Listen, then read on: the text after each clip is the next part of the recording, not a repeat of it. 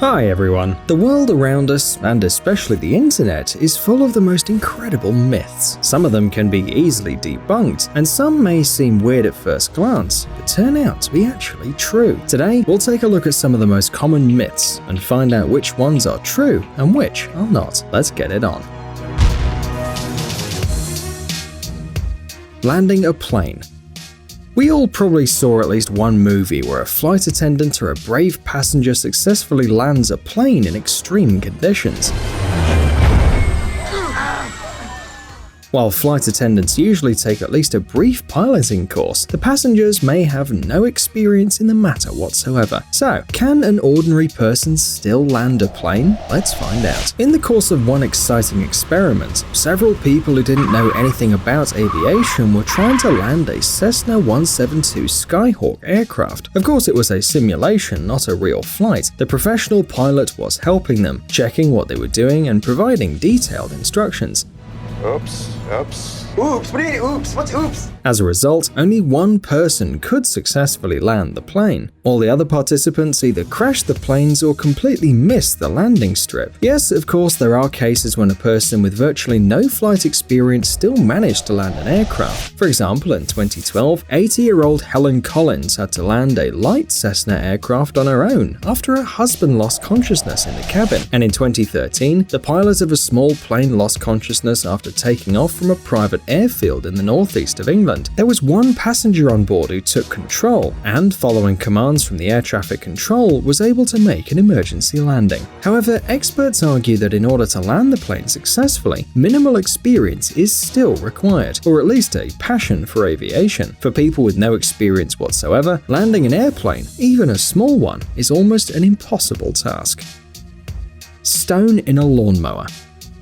Everybody knows that there's a sharp blade inside a lawnmower that helps to effectively mow the grass. But what will happen if, for example, a stone accidentally ends up in a lawnmower? Some say that a stone shot from a lawnmower can have the same power as a bullet shot from a .357 pistol. Is it true? Well, if you apply a little ingenuity and creativity, you can check whether this is true. Generally speaking, the experiment measures the kinetic energy transferred to the pendulum by the bullet and by the stone. You can calculate it by observing how a special pendulum swings after the impact. When the bullet hits, the pendulum makes a 60-degree swing, but when struck by a stone shot from a device simulating a lawnmower, the mark is 66 degrees. That's much stronger than a hit by a conventional bullet. Admit it, you didn't expect that result. The experiment tells us one simple thing: just be careful if you use a lawnmower. Before you start working, carefully check the territory and clear it from any stuff that might be out of place. Experts also advise car drivers to park on the sidelines only if the grass has been recently mowed. Otherwise, you shouldn't leave the car there for a long time. Otherwise, you might risk seeing your windows broken. Handcuffs and a bobby pin. Another plot device commonly used by Hollywood movie writers is getting out of handcuffs using a bobby pin or an ordinary wire. You probably thought that this was just a myth invented for entertainment, but it's not quite so. Come on, cops. No, you can do it. Go. Oh, Go.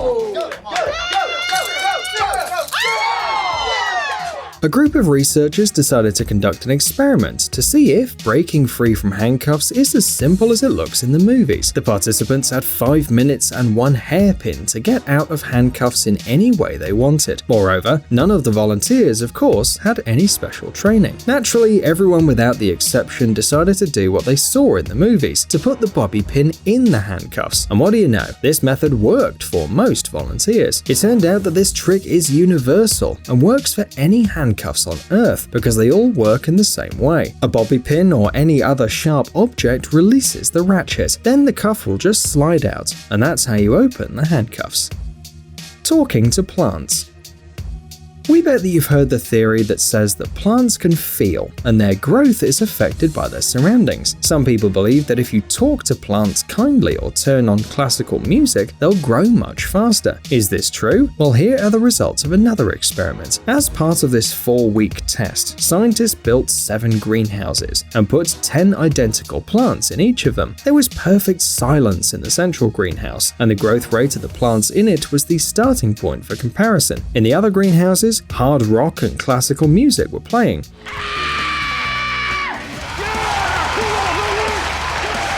The remaining 4 greenhouses were divided between 2 people. One spoke kindly to his plants, Oh, lovely morning to all you peas. I love you peas. and the other constantly swore at them. The results of the experiment were astonishing. It turned out that in a month, the plants that continuously listened to hard rock grew faster. The plants that listened to classical music were also considerably bigger. So we can conclude that music really does affect plants' growth, regardless of the genre. Most likely, the trick is in certain frequencies and vibrations that have a positive effect on the development of plants. Keep this in mind. Curving a bullet. Remember the action movie Wanted starring Angelina Jolie? In 2008, this film made the headlines. Perhaps the most spectacular scene was the one where the mysterious assassin Fox, played by Jolie, fires an unusual bullet. The projectile moves in a curved trajectory, killing not only all the members of the sect, but also the girl herself. Yes, it sure looks impressive, but can you really do this trick? The host decided to recreate Jolie's shot in real life. Several people tried to twist their arms in one way or another to give the bullet a direction, but nothing worked. The gun always fired in a straight line, no matter how hard they tried. Then, the human hand was replaced with a robotic one, which is twice as strong and faster, but still, nothing changed. The trajectory remains straight. This is because the direction of the bullet movement doesn't depend on the strength and speed of the shooter, it depends more on the depth and length of the twist turn of the gun. And although there is a weapon on the market that can fire a bullet which can deviate from a trajectory slightly, the curve will not be as remarkable as in the movie. There's also yet another detail of the scenario that looks unrealistic. The bullet not only curves, it also kills several people in a row at once. This is hardly possible in real life. After all, upon hitting an obstacle, any object loses a significant part of its energy and speed. Doorway and earthquake. Did they tell you at school that the safest places in the house during an earthquake are the doorways of the bearing walls and the bathroom? Well, let's see if this is true. In this experiment, the researchers decided to recreate the conditions of the 1906 San Francisco earthquake. Back then, 3,000 people died, and 80% of the buildings in the city were completely destroyed. Following the strong shocks, the structure they built collapsed quickly.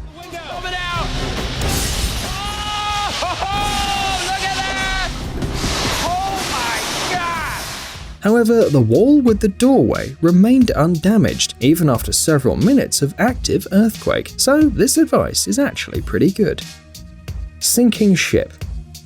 Let's talk about another movie, Titanic. Of course, it's full of exaggerations and odd scenes. Many fans are still convinced that there was enough room on the wooden board for both Rose and Jack, but let's talk about something else. You may remember that when escaping a sinking ship, the first thing that passengers are trying to do is get away from it. Why is this so important? Well, it's believed that the sinking ship can drag everything nearby down with it. The ship will be filled with water quickly, and this can create a dangerous funnel. Is it true? Well, so far there isn't actually any evidence of this. The experimenters tried to test the theory, but the results were questioned by many people. The thing is, they conducted an experiment with a small boat with a displacement of 9 tons, claiming that the theory proved to be false. However, don't forget that in the case of a large passenger ship, the displacement can reach up to 50,000 tons, and this is a completely different situation.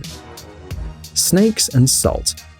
People who love camping believe that if you pour salt around your tent, not a single snake will bother you. In addition, many climbers also use this method to scare reptiles off, and some even pour salt on their doorstep. But does it really work? The following experiment will help us figure this out. In order to establish whether this method really works, a man created a kind of salt circle on the grass, and then placed the snake right in the middle of it. However, in just a couple of moments, the reptile crossed the border of the circle with no hesitation. So where did this myth come from? Some people believe that salt burns the skin of snakes, which is why they're so scared of it. This is not true though. Most reptiles don't even feel this substance through their scales, but salt can be really effective against leeches or snails that come into contact with the ground with the help of the slime. If you decide to get rid of snakes, better use professional repellents or an ultrasonic repeller.